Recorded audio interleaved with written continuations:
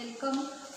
We are going to see the last class from this tetrapoda, that is class Mammalia. In Marathi it is called as a सस्तन प्राणी. मराठीमध्ये त्याला सस्तन प्राणी असं म्हटलं जातं. That group Mammalia, you well known about this group because human being is one of the example of this class Mammalia. माणूस हा एक या क्लासच एक्झाम्पल आहे आणि all the characteristics of human beings are well known to you, and therefore this class is very simple to remember. The characteristic features of this class are very simple to remember because all these characteristics are present in ourselves. आपल्यामध्ये ती characteristics आहेत, त्यामुळे easily तुम्ही ते understand करू शकाल. So here the class Mammalia, it is belonging from this tetrapoda, and mammy means breast. The organisms having breast for nourishing their children or for nourishing their young ones are included in this class Mammalia. Breasts are present or mammary glands are present. It is the typical salient feature of this class Mammalia. So here the number of examples you well known that मराठीमध्ये वटवाघूळ आपण त्याला म्हणतो. त्यानंतर rattus, that is called as a rat. Then macaca, that is monkey. Camelus, camel. Whale fish, ज्याला मराठीत देवमासा आपण म्हणतो, whale fish. Human being. Then canis, commonly called as a dog. Felis, that is cat. Elephant. Equus, that is called as a horse, and pteropus, that is flying fox. So these are well known examples. You already seen these organisms around you.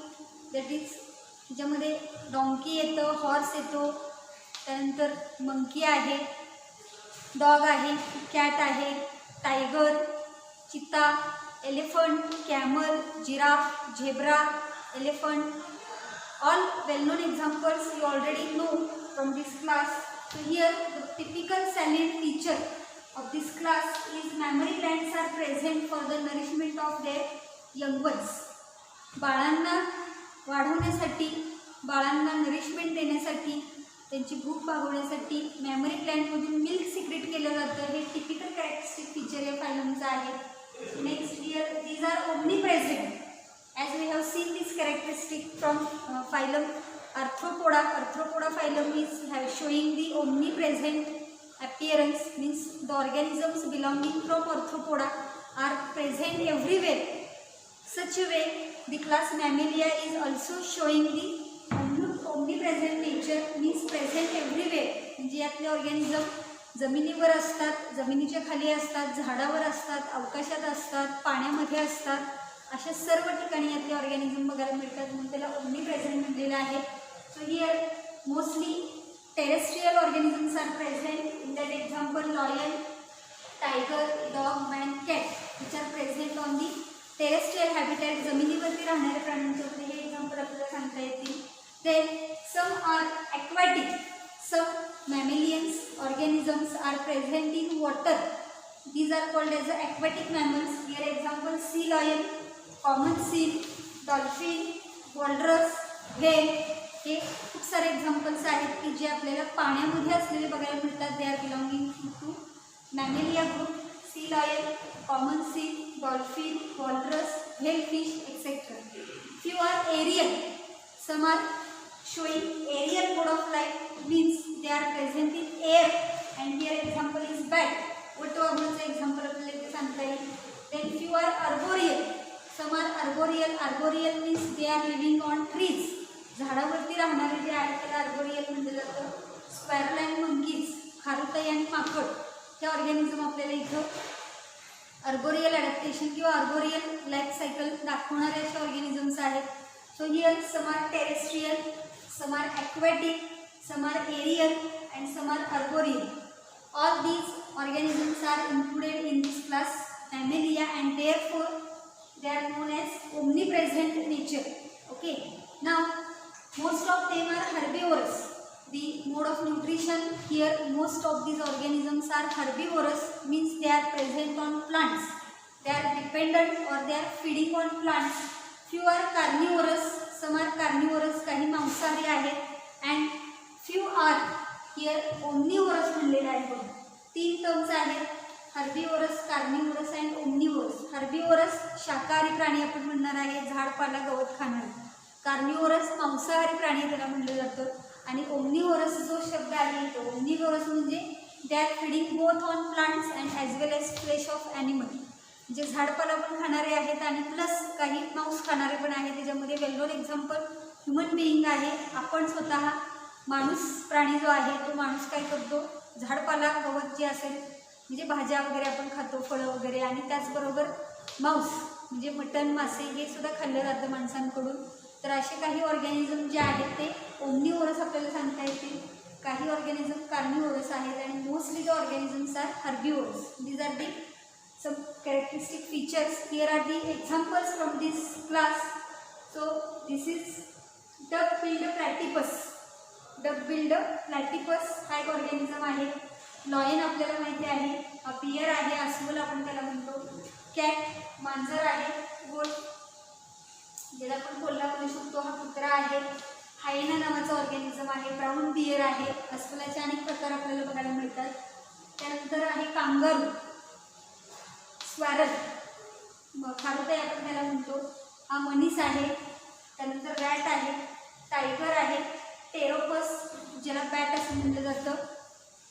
त्यानंतर चित्ता आहे. हे aquatic mammals आहेत बघा, walrus, dolphin, common seal आणि sea lion. These 4 are aquatic mammals. They मुंगूस, it is also included in class mammalia. So these are the some examples. Some are found in water, some are found on tree, some are found on land, and some are found in air. All these examples we have just seen. Now the other characteristic features here. The next characteristic feature, as we have seen in the class, aves. Aves, the organisms, that is the birds, are showing warm blood, and these are called as a homeothermic animals. Such a way, here the class Mammalia are also known as a homeothermic animals. That means warm-blooded animals means their body temperature remains constant. Body temperature does not change according to the surrounding temperature. Those organisms are called as a warm-blooded organisms, or these are called as a homeothermic animals. म्हणजे शरीराचं तापमान कोणत्याही परिस्थितीमध्ये बदलत नाही, ते constant राहतं. जसं आपण आपल्या शरीराचं बघतो की आपलं टेम्परेचर, बॉडीचं टेम्परेचर हे कॉन्स्टंट असतं, चेंज होत नाही. बाहेर थंडी पडल्यानंतर टेम्परेचर 10 झालं म्हणून आपल्या बॉडीचं 10 होत नाही, किंवा उन्हाळ्यामध्ये टेम्परेचर 40 डिग्री झालं म्हणून आपल्या बॉडीचं 40 डिग्री होत नाही. Body temperature remains constant. Such case it is called as a warm blooded or homeothermic condition. Class Aves and class Mammalia, these both classes are showing homeothermic condition, that is warm blooded. And before that we have completed the superclass Pisces, Amphibia and Reptilia. These 3 are showing poikilothermic condition, that is cold blooded animals. The difference between these two you have to remember. Okay. Now next characteristic here, locomotion by limbs. हात पाय आहेत, त्याच्याच पायाच्या सहाय्याने movement केली जाते, locomotion केलं जातं. Limbs are used for walking, running, swimming and climbing. So in different organisms these limbs are used for different purposes. In some it is used for walking, in some it is used for running or swimming or climbing. झाडावर चढण्यासाठी, पाण्यामध्ये पोहण्यासाठी, पळण्यासाठी, चालण्यासाठी ह्या लिंबचा वापर केला जातो. Then typical characteristic feature here is the skin is a glandular, having sweat glands and sebaceous glands, and unique in the possessing hair. Skin ही ग्लँड्युलर आहे, स्किनवरती ग्लँड्स आहेत. त्या ग्लँड्स कोणत्या कोणत्या असतात तर स्वेट ग्लँड्स असतात, सिबेसियस ग्लँड्स असतात. स्वेट ग्लँड याच्यामधून स्वेट सिक्रेट केला जातो, घाम आपल्या शरीरामधून बाहेर पडत असतो. तो घाम सिक्रेट करणाऱ्या ग्लँड्स आहेत त्याला स्वेट ग्लँड म्हटलं जातं. सिबेसियस ग्लँड म्हणजे उन्हाळ्यामध्ये पर्टिक्युलरली आपल्या हाताच्या तळव्यांना किंवा चेहऱ्यावरती ऑइल सिक्रेट झाल्यासारखं आपल्याला जाणवतं, ते ऑइल सिक्रेट करणाऱ्या ग्लँड्स म्हणजे sebaceous gland.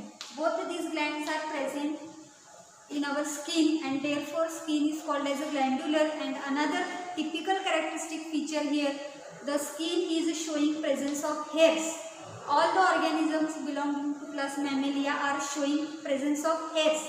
अंगावरती केस असतात, फक्त याच क्लासमधल्या ऑर्गॅनिझममध्ये आपल्याला अंगावरती केस बघायला मिळतात, त्यामुळे हे टिपिकल कॅरेक्टरिस्टिक फीचर आहे. Then mammary glands are modified sweat glands. आपल्या बॉडीवरती स्वेट ग्लँड्स असतात आणि त्यातल्याच 2 स्वेट ग्लँडचं मॉडिफिकेशन हे मॅमरी ग्लँडमध्ये झालेलं आहे. चेस्ट रिजनमध्ये, छातीच्या रिजनमध्ये 2 मॅमरी ग्लँडची डेव्हलपमेंट झालेली आपल्याला बघायला मिळते. फिमेलमध्ये त्या वेल डेव्हलप्ड असतात, मेलमध्ये नॉन डेव्हलप्ड असतात, परंतु ते तयार झालेले असतात. Okay, so this mammary glands are sweat glands. Okay, now exoskeleton is in the form of hair, fur, nail or hooves, etc. In number of form, the exoskeleton is present. Hair form केसाच्या स्वरूपामध्ये असू शकतं. Then fur, जसं मेंढीच्या बॉडीवरती लोकर असते, ship म्हणजे मेंढी, मेंढीच्या बॉडीवरती लोकर तयार होते, फर आपण त्याला म्हणतो. नेल्स, नखं जे आहेत आपल्या हाताची ती सुद्धा एक्झोस्केलेटनमध्ये येतील. त्यानंतर हूज, ज्याला खूर असं म्हटलं जातं.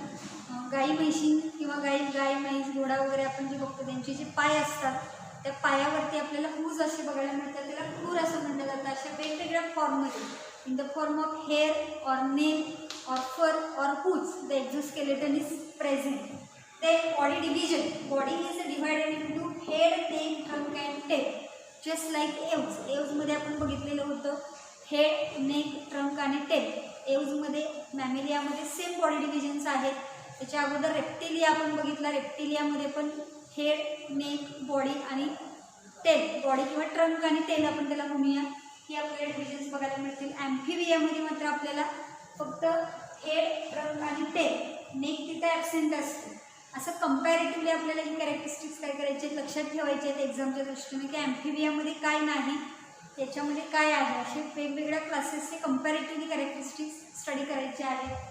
So these are the body divisions. Now next characteristic here, body cavity is divided into 2 parts as thoracic cavity and abdominal cavity by diaphragm. Presence of diaphragm is a typical distinguishing characteristic feature of this class Mammalia. Diaphragm मराठीमध्ये त्याला पडदा असं आपण म्हणू शकतो. आपल्या बॉडीचे 2 भाग पडतात, वरचा जो भाग आहे छातीचा आणि खालचा जो भाग आहे तो पोटाचा. छातीचा भाग आणि पोटाचा भाग वेगळा होण्यासाठी मध्ये एक पडद्यासारखं स्ट्रक्चर असतं, त्या पडद्यासारख्या स्ट्रक्चरला डायफ्रॅगम असं म्हणलं जातं. आणि ह्या डायफ्रॅगममुळं बॉडी कॅव्हिटी जी आहे, शरीरामधली जी पोकळी आहे त्याचे 2 भागामध्ये डिव्हिजन झालेले असते. वरचं जे असतं त्याला थोरॅसिक कॅव्हिटी म्हणलं जातं, खालचं जे असतं त्याला ॲबडॉमिनल कॅव्हिटी म्हणलं जातं.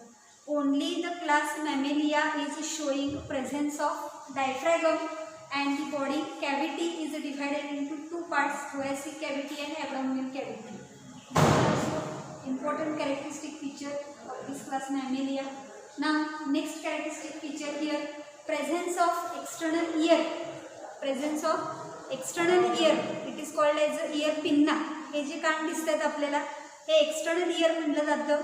हे एक्सटर्नल इयर फक्त आणि फक्त मॅमेलियामध्ये प्रेझेंट असतं, त्यामुळं presence of external ear that is pinnae. Single असेल तर पिन्ना म्हणायचं, दोन्हीचा उल्लेख आपण करणार असतो तर त्याला पिन्नी म्हणलं जातं. Okay, so only class mammalia is showing presence of external ear. This is the typical characteristic feature. Now next, teeth are of different types, means 4 types of the teeth are there. Heterodont condition म्हटलं जातं त्याला. Incisor, canines, premolar आणि molar. आपल्यामध्ये माणसांच्या मध्ये सुद्धा आपण बघतो की 4 प्रकारचे दात असतात. 4 प्रकारचे आहेत म्हणून त्याला हेटेरोडोंट असं म्हटलं जातं. हेटेरो म्हणजे डिफरंट, डोंट म्हणजे दात. दाताचे 4 प्रकार आहेत. पट्टाशीचे दात ज्याला इन्सिजर्स असं म्हटलं जातं, त्यानंतर सुळे दात ज्याला कॅनाइन्स असं म्हटलं जातं, प्रीमोलार्स उपदाढा आपण त्याला म्हणतो आणि मोलार्स दाढा असं म्हटलं जातं. समोरचे जे दात असतात त्याला इन्सिजर असं म्हटलं जातं. इन्सिजरच्या शेजारी कॅनाइन्स असतात, त्याच्या आतमध्ये उपदाढा आणि सगळ्यात पाठीमध्ये दाढा असतात. अशा 4 प्रकारचे दात ह्या ऑर्गॅनिझमच्या बॉडीमध्ये प्रेझेंट असतात आणि म्हणून इथं म्हटलेलं आहे की different types of teeth are present heterodont condition. Okay, now next circulatory system closed type आहे. हार्ट व्हेंट्रल आहे and it is perfectly 4 chambered with 2 auricles and 2 ventricles. This is typical characteristic feature. And here RBCs are biconcave and non-nucleated except camel in which RBCs are nucleated and double circulation is present. बघा circulatory सिस्टीमच्या बाबतीमध्ये काय काय characteristics आहेत. Closed circulatory system present असते. Heart is present on ventral surface. Heart is perfectly 4 chambered, 2 auricles, 2 ventricles. Double circulation is present means blood flows through heart twice. हृदयामधून 2 वेळा रक्ताचा सप्लाय होत असतो म्हणून त्याला डबल सर्क्युलेशन म्हणलेलं आहे. आणि RBCचा शेप जो आहे पर्टिक्युलरली मॅमेलियनमध्ये तो बाय कॉन्केव्ह शेप आपल्याला बघायला मिळतो. हा म्हणजे बाय कॉन्व्हेक्स झाला. हा कर्व इकडं आहे, हा कर्व इकडं आहे. बाय कॉन्केव्ह म्हणजे उलटं, इकडून आत गेलेलं असतं आणि त्याच पद्धतीने इकडून आत गेलेलं असतं, असा शेप आहे बाय कॉन्केव्ह. डिटेल्स RBCच्या बाबतीमध्ये आपण सर्क्युलेशन चॅप्टरमध्ये 12वीला बघणार आहे. पर्टिक्युलरली शेप काय असतो RBCचा तो डिटेलमध्ये आपण त्या चॅप्टरमध्ये बघणार आहे. आता फक्त एवढंच लक्षात ठेवायचं की RBCs are biconcave and non nucleated. Mammalian RBCs are without a nucleus. This is also a typical characteristic feature of this class Mammalia. Mammalian RBCs are not showing presence of nucleus. त्या सेलमध्ये केंद्रक नसतो, nucleus नसतो म्हणून त्याला काय म्हणलेलं आहे, नॉन न्यूक्लिएटेड म्हणलेलं आहे. एक्सेप्शन आहे, कॅमलमध्ये मात्र न्यूक्लिएटेड RBCs असतात. एक एक्सेप्शन लक्षात ठेवायचं आहे. डबल सर्क्युलेशन बघितलं आपण. त्यानंतर respiration is by lungs. All the organisms of this class Mammalia are showing respiratory organ as lungs. Okay, now next here the brain, nervous system. Brain is highly developed in these organisms and in class Mammalia the human beings are showing mostly developed brain. Class मॅमेलियामध्ये सर्वच ऑर्गॅनिझममध्ये ब्रेनची वेल development झालेली असते आणि त्यातल्या त्यात माणसाचा जो ब्रेन आहे तो अतिशय वेल डेव्हलप्ड आपल्याला बघायला मिळतो. And here the brain shows part cerebrum and this cerebrum is showing a transverse band called corpus callosum. The optic lobes are better developed than the olfactory lobes. जसं क्लास एव्समध्ये आपण बघितलं पक्ष्यांच्या मध्ये ऑप्टिक लोबची डेव्हलपमेंट झालेली असते ऑल्फॅक्टरी लोबपेक्षा जास्त. तसंच मॅमेलियामध्ये सुद्धा ऑप्टिक लोब्स जे व्हिजनसाठी आपल्या डोळ्यांसाठी रिस्पॉन्सिबल आहे, डोळ्याची जी दृष्टी आहे आपली त्याच्यासाठी रिस्पॉन्सिबल असणारे हे लोब्स आहेत ऑप्टिक लोब, हे बेटर डेव्हलप्ड असतात than the olfactory lobe. Olfactory lobes which are responsible for sense of smell. Optic lobe responsible for vision from eyes. तर इथं ऑप्टिक लोबची डेव्हलपमेंट जास्त प्रमाणामध्ये झालेली असते, ऑल्फॅक्टरीची थोडी कमी प्रमाणामध्ये असते.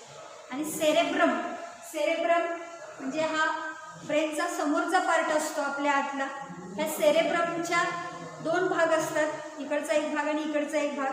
आणि ह्या सेरेब्रमचे 2 पार्ट एकमेकांना जोडण्यासाठी एक ट्रान्सवर्स बँड तिथं असतो. त्या ट्रान्सवर्स बँडला कॉर्पस कॅलोसम असं म्हटलं जातं.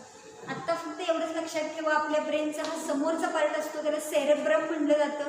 आणि ह्या सेरेब्रममध्ये राईट आणि लेफ्ट असे 2 भाग असतात सेरेब्रमचे. आणि हे दोन्ही एकमेकाला जोडण्यासाठी तिथं नर्व फायबरपासूनच एक बँड तयार झालेला असतो, आडवा असा ट्रान्सवर्स बँड त्याला म्हणलेला आहे corpus callosum.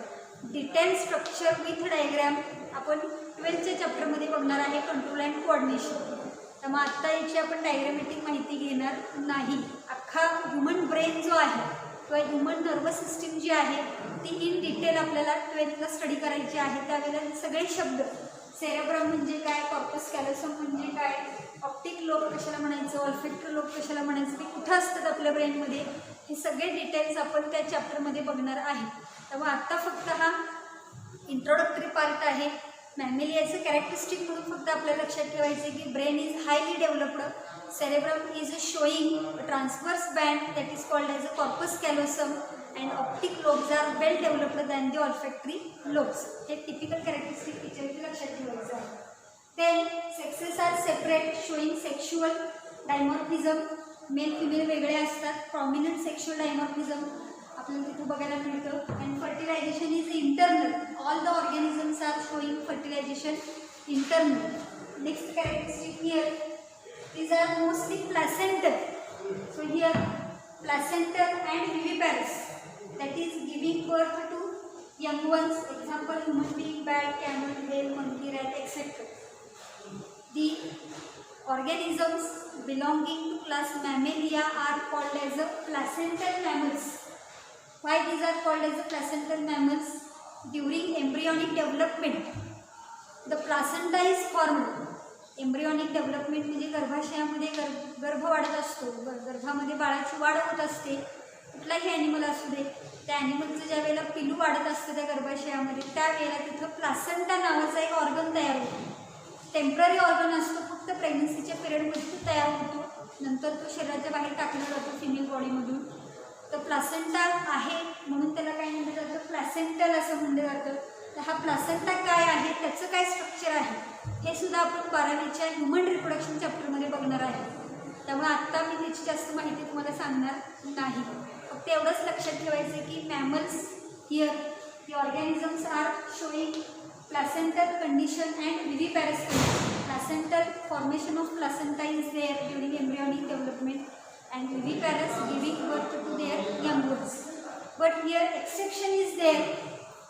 Few mammals are oviparous, means some mammals are laying eggs and from eggs the young ones are produced. Here egg laying mammal example is Ornithorhynchus. Ornithorhynchus, that is duck-billed platypus. हे example इथे लक्षात ठेवायचं आहे. Duck-build प्लॅटिपस मगाशी आपण त्याचं चित्र बघितलेलं होतं. त्याची चोच जी आहे, तोंड जे आहे ना ते बदकाच्या चोचीसारखं असतं म्हणून त्याला डक-बिल्ड प्लॅटिपस असं म्हणलेलं आहे. सो एग लेईंग मॅमल म्हणून आपल्याला हे एक्झाम्पल लक्षात ठेवायचं आहे. ऑर्निथोरिंकस किंवा त्याला डक-बिल्ड प्लॅटिपस म्हणलेलं आहे. Okay. And next characteristic, some are having pouches for development of immature young ones and these are called as a marsupials. Example, kangaroo. Kangaroo animal सर्वांना माहिती आहे. जी फिमेल कांगारू असते त्या फिमेल कांगारूच्या पोटाच्या ठिकाणी एक पिशवीसारखं स्ट्रक्चर असतं, त्याला पाऊच असं म्हणलेलं आहे. इमॅच्युअर यंगवन जे आहे म्हणजे जन्माला आल्यानंतर ते जे बाळ असतं त्या कांगारूचं ते इमॅच्युअर असतं आणि त्यामुळे त्याची डेव्हलपमेंट होण्यासाठी त्या कांगारूच्या फिमेल कांगारू जो आहे त्या फिमेल कांगारूच्या पोटाच्या तिथे एक पिशवीसारखं स्ट्रक्चर असतं, पाऊच असतं. त्या पाऊचमध्ये ते कांगारूचं पिल्लू काय होत असतं, राहत असतं आणि ते मॅच्युअर होईपर्यंत तिथं राहतं आणि मॅच्युअर झाल्यानंतर मग ते त्या पिशवीतून बाहेर इंडिपेंडंट त्याची लाईफ जगायला सुरुवात करतं. आणि अशा पद्धतीने इथं आपल्याला पाऊच असणारे जे मॅमल्स आहेत, pouches for development of immature young ones, such mammals are called as a marsupial mammals किंवा त्याला मार्सुपियल असं म्हणलेलं आहे. त्यामुळे एक्झाम्पल इथं कांगारू असं लक्षात घ्यायचं आहे. So these are the typical characteristic features of this class Mammalia. We have completed our first chapter, that is Kingdom Animalia, with this last point, class Mammalia. यामध्ये महत्त्वाची कॅरेक्टरिस्टिक जे आहे ते आपण टिपिकल बघितलेले आहेत, अंडरलाईन केलेले की जसं मार्सुपियल मॅमल कांगारू लक्षात ठेवायचं आहे, egg laying mammal duck billed platypus लक्षात ठेवायचं आहे. त्याचबरोबर nucleated RBCs in camel, but all mammals are non nucleated. आरबीसीचा शेप आहे बाय क्वांटिटी तो लक्षात ठेवायचा आहे. Presence of external ear pinna ते लक्षात ठेवायचं आहे. हार्ट कम्प्लिटली 4 चेंबर्ड आहे, डबल सर्क्युलेशन प्रेझेंट आहे हे लक्षात ठेवायचं आहे. त्यानंतर प्रेझेन्स ऑफ डायफ्रॅगम हे टिपिकल कॅरेक्टरिस्टिक फीचर्स आहेत. Memory glands, modified sweat glands आहेत, हेअर्स प्रेझेंट असतात बॉडीवरती, 2 प्रकारच्या ग्लँड्स आहेत आणि वॉर्म ब्लडेड आहेत, होमिओथर्मिक आहेत. हे एक्झाम्पल्स लक्षात ठेवायचे आहेत. So here this is pouch. इथं पाऊच आहे सगळं कांगारू. कांगारूला काय म्हटलं जातं, मार्सुपियल मॅमल म्हटलं जातं कारण इमॅच्युअर होण्यासाठी इथं पाऊच असतं म्हणून त्याला म्हणलेलं आहे. आपण डक-बिल्ड प्लॅटिपस एक एक्झाम्पल बघितलं, हा डक-बिल्ड प्लॅटिपस आहे. त्याची तोंड बघितलं तर हे बदकाची चोचीसारखं आहे म्हणून त्याला डक-बिल्ड प्लॅटिपस असं म्हटलं जातं. ओके. तर I hope you understand the all the characteristics of this class Mammalia and the all points related to this chapter Kingdom Animalia. We have seen the total classification of Kingdom Animalia, non-chordata and chordata. In non-chordata 10 phylums we have completed and from chordata here the 2 subdivisions Urochordata and Cephalochordata, and from vertebrata we have completed the 5 classes, that is superclass Pisces, Amphibia, Reptilia, Aves, Mammalia and Gnathostomata having Cyclostomata class.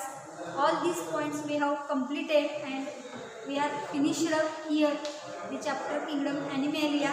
In next lecture, I am going to discuss some MCQs from this topic which were asked in the last NEET exams. म्हणजे मागच्या आत्तापर्यंतच्या NEET एक्झाममध्ये जेवढे प्रश्न आले असतील त्या सर्व प्रश्नांचं आपण डिस्कशन नेक्स्ट लेक्चरमध्ये घेणार आहे आणि त्यावेळेला तुम्हाला आयडिया येईल या टॉपिकवरती नीटमध्ये कसे प्रश्न विचारले जातात. Okay, so will meet in the next lecture for the NEET MCQ discussion. Till then, study hard and thank you.